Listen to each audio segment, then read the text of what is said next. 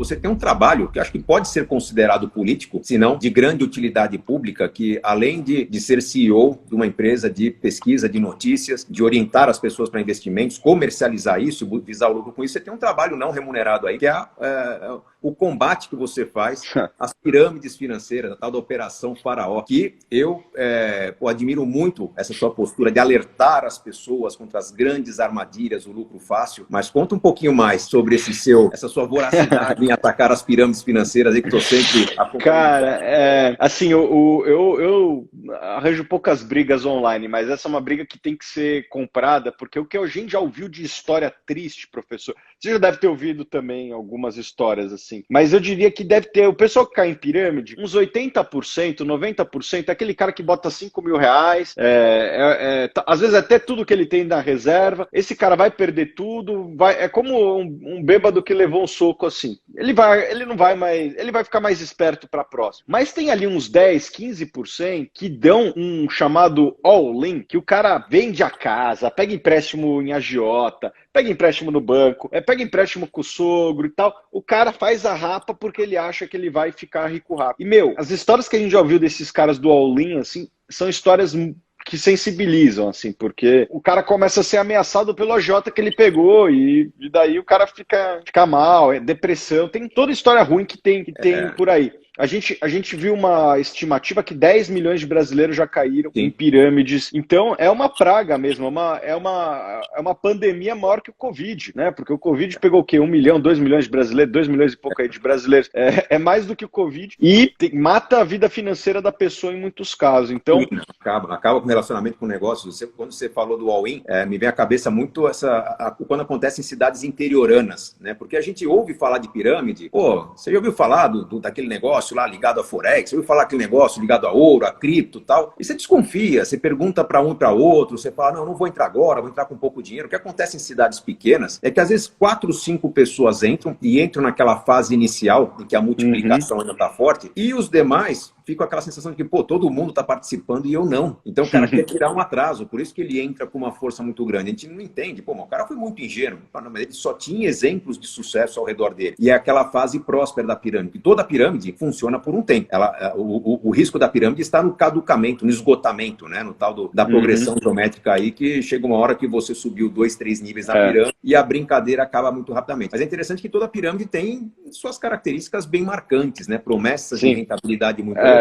Eu elenquei tem algumas características incomuns nas pirâmides, né? Primeiro, a promessa de ganhos e assim, a CVM não permite promessas de ganhos, tá, pessoal? Então, segundo, algumas características que existem, uma certa ostentação, né, como um mecanismo de prova social, né, os líderes das pirâmides, sempre com Ferrari, carro, assim, umas coisas até meio cafona, né? Terceiro, tá sempre associado a um investimento meio obscuro, criptomoedas, nunca é uma coisa 100% regulada. E quarto, cara, entra no site da CVM que você vai ver, já vai ter alguma notificaçãozinha lá da CVM falando que aquele negócio lá não é legal. Então, pessoal, quando for investir no negócio, procura lá na CVM, vê se já tem alguma opinião da CVM, porque a CVM geralmente se posiciona. Só que a CVM, ela não tem poder de prender, né? Então, infelizmente, as leis no Brasil, elas não estão preparadas para lidar com esse tipo de situação. Eu, inclusive, fui no Congresso no passado falar um pouco sobre minha posição a respeito disso. A gente já conversou com bastante advogado e eles falaram que, infelizmente, as autoridades às vezes até vêm, mas não tem muito o que elas fazerem. Então, acho que aqui a nossa posição, ser vocal contra, e não sou só eu, outras pessoas se juntaram nesse movimento aqui, é de realmente trazer uma conscientização que muitas vezes as autoridades não podem chegar lá e prender. Vão prender depois que estourou, depois que já é tarde demais, né? E às vezes demora ainda,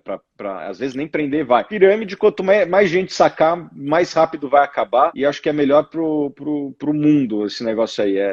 Isso aí é um crime mesmo, é crime contra a economia popular, contra o sistema financeiro e tal. Conversa com o advogado, vocês vão ver que é bandidagem mesmo, e tem que cair esse negócio aí. E as pessoas têm que entender um pouco a diferença. Eu vi que tem as pessoas perguntando aqui, mas então a CVM tem que regular o Bitcoin. Não é regular criptoativo, nós não estamos fazendo uma crítica ao mercado de Forex. A pirâmide acontece justamente quando as pessoas, baseadas normalmente em mercados de trading, mercados que têm algum nível de aposta ou especulação, e que até aí não tem nenhum tipo tipo de problema, mas quando as pessoas decidem estruturar pseudo-negócios com promessas de ganho, como se fosse fundos, em que às vezes seu dinheiro vai para uma conta que não está nem em seu nome, para você supostamente montar operações que supostamente são garantidas para conseguir resultados que só seriam viáveis se houvesse contrapartida. Vamos lembrar que em qualquer operação de trading, né, qualquer operação de aposta, pode ser aposta na alta ou baixa do petróleo, pode ser aposta na vitória ou derrota do Brasil na Copa do Mundo, é a mesma coisa, mas em qualquer aposta, para alguém ganhar, outro tem que perder. Quando muita gente começa a entrar de um lado da aposta, simplesmente não,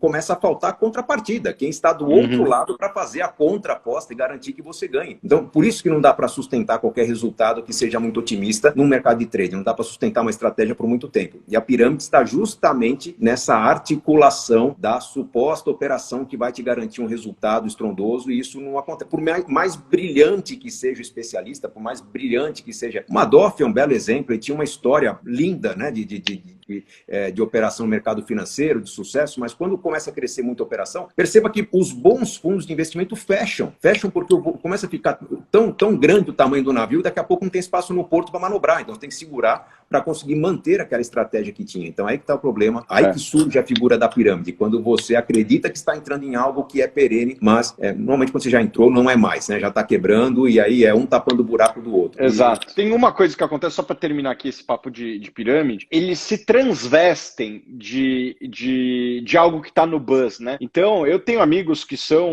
investidores de criptomoeda e tal. Quando o criptomoeda estava no buzz e agora está voltando a estar no buzz aí, esses caras invistam aqui com a gente que a gente vai aplicar em criptomoeda. Esse cara não tem nada a ver com criptomoeda, tá, pessoal? Esse cara, ele só tá pegando criptomoeda que é a narrativa que tá na moda. Se daqui a pouco for startup, eles vão falar que é startup. Eles vão entrar no que tiver na moda. Então, esse cara não tem nada a ver com criptomoeda.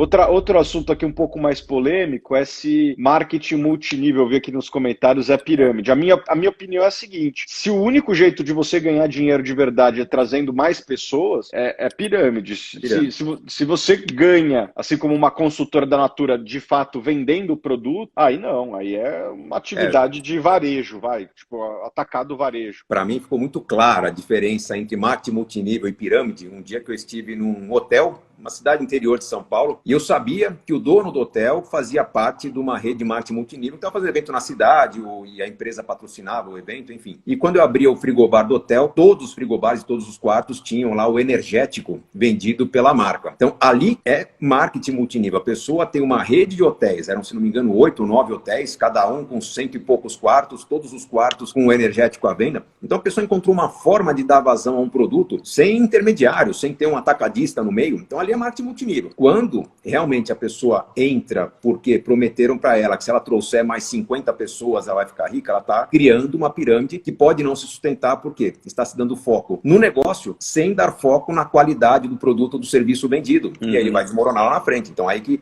o marketing multinível se torna pirâmide, tá? Mas na prática, vendas diretas. Vamos dar um exemplo. Polishop é um exemplo aí tradicional. Não é pirâmide, é um mecanismo de vendas diretas muito bem organizado, obviamente com margens bem apertadas para quem está no começo, porque tem muita gente participando do resultado daquilo, mas enfim, bem trabalhado, dá resultado.